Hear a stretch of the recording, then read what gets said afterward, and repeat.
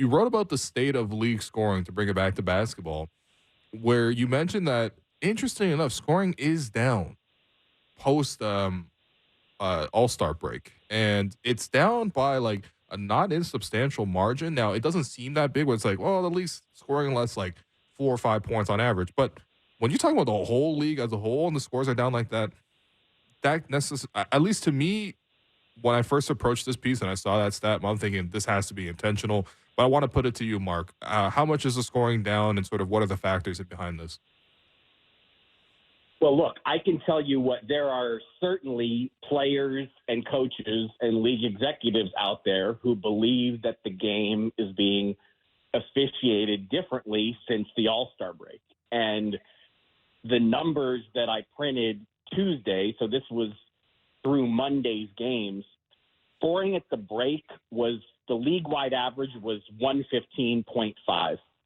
And that's the highest league-wide scoring average at the All-Star break since 1969-70.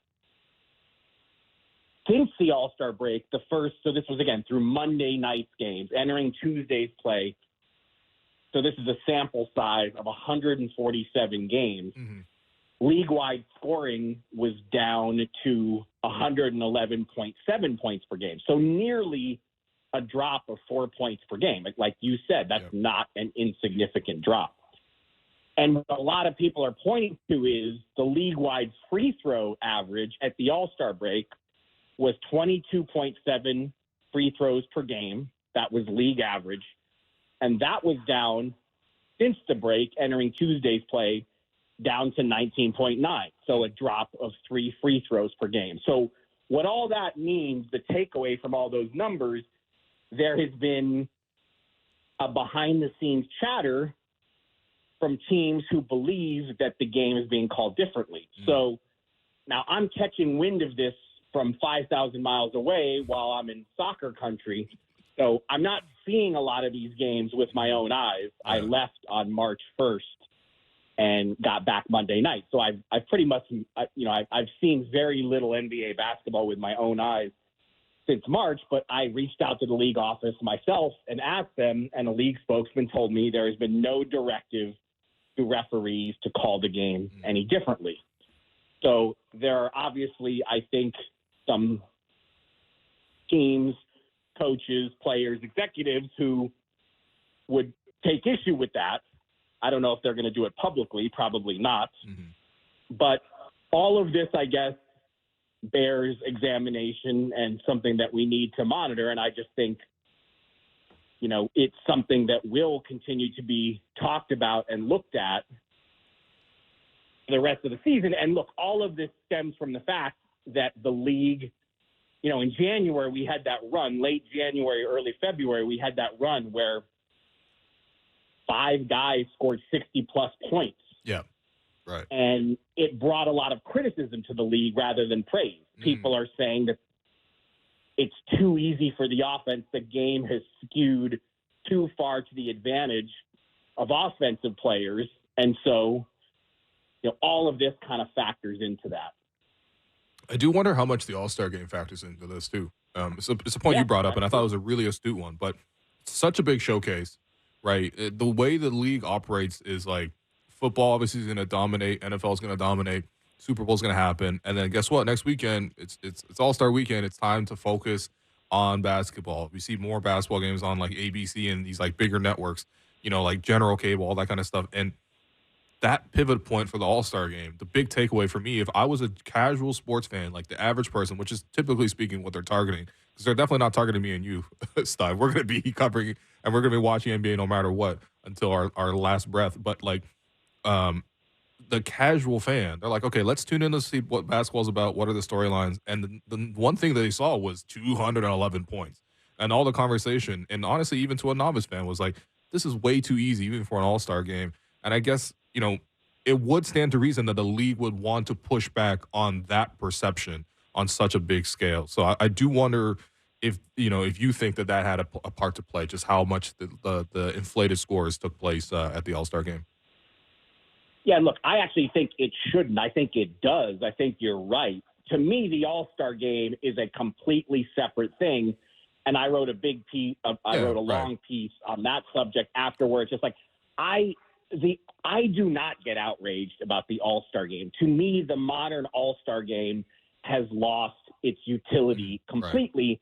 Right. And I think the NBA could learn a lot from the NHL, which invites 44 players to its All-Star Game. Now, maybe that's too many All-Stars, but for people who complain like me, who think 24 All-Stars in a 30-team league is too few, but the NHL, 44 All-Stars, divide into 4 teams of 11. They play 3-on-3. They've gone completely away from traditional All-Star competition. And I think, like the NBA took way too much criticism for how bad the All-Star Game was, because the All-Star weekend is a convention now. The game is obviously what's on Sunday night, but it's just, you're not going to get a competitive All-Star Game. If God forbid somebody gets hurt in an All-Star Game trying to, quote, play hard or play defense, the noise and outrage will be 25 times worse. But that's all my opinion. I think you're right. I think the league did take a lot of heat for how unwatchable the All-Star Game was, and that has factored into this. And look, LeBron James himself said, this is what a lot of regular season games look like. I think that's hyperbole. I think he took it too far, but we've seen some of those games. There was a game earlier this year, and it's very, very prominent in my mind. But there's a game this year where the Hawks scored over 150 and they lost with no overtime. Yeah. And a lot of people would say, look, the league, what Joe Dumars has repeatedly said publicly is, and Joe Dumars is now the head of basketball operations for the NBA. What Joe Dumars has repeatedly said is, we don't care what the score is. We just want it to be competitive. Sure. And I think that the All-Star Game was certainly a bazillion miles away from competitive.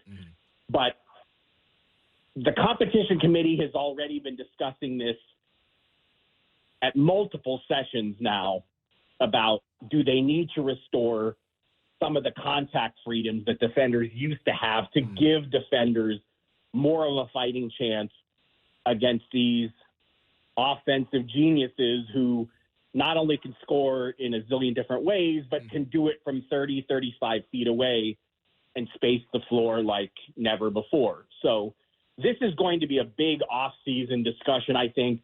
But look, the reason this is such a hot-button thing now is because the rules can't change in the middle of the season. That's going to upset everyone. That's going to mess with the integrity of the competition. So, that's why I think, this discussion has been so heated here in the last week or so.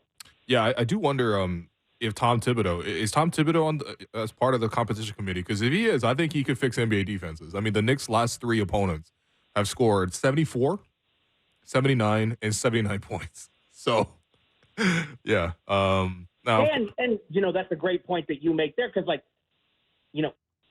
you have to give the coaches some credit at sometimes too. Like the refereeing couldn't have drastically changed to such a degree that now the Knicks can hold teams to 80. Certainly, the Knicks defense, their players and coaches they're a factor here.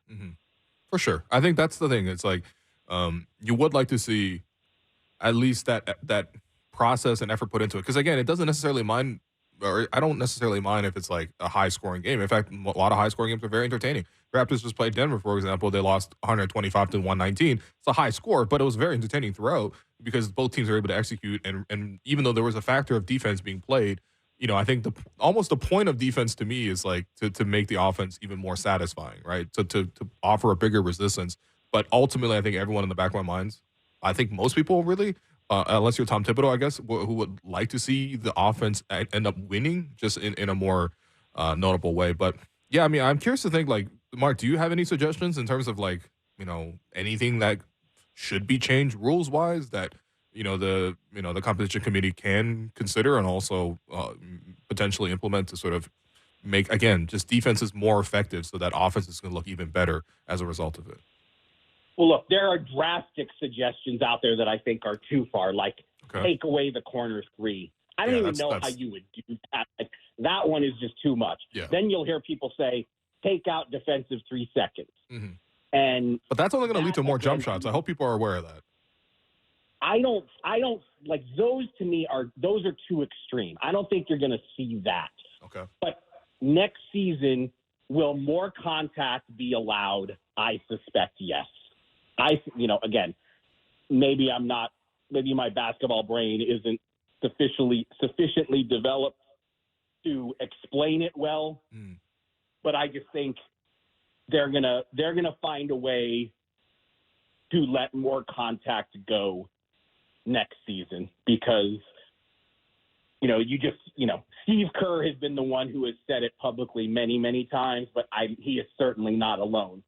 There is just a feeling among coaches. Well, actually, Rick Carlisle, I do a weekly radio show in Dallas every Saturday. Mm-hmm. And Rick Carlisle came on my show, and I was kind of giving him a hard time. Like, man, since you left Dallas, you've become Doug Moe. You're just letting it rip. And the Pacers, I mean, they're the most freewheeling team in the league. Mm-hmm. And Rick Carlisle said, I don't even know what NBA defense is anymore. Yeah, that's wild. And so there's a lot of coaches, I think, who feel that way. And so exactly how they're going to do it, I'm not sure. But I just think there will be more contact allowed next season.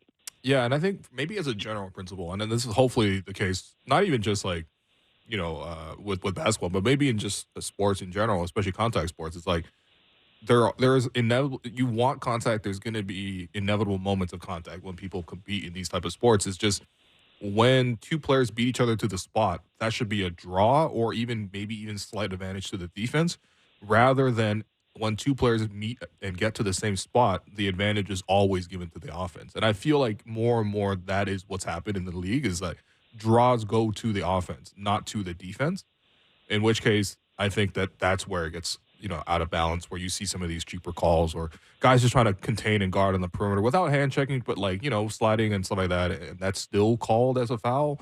Then it's like, what do you really want them to do? But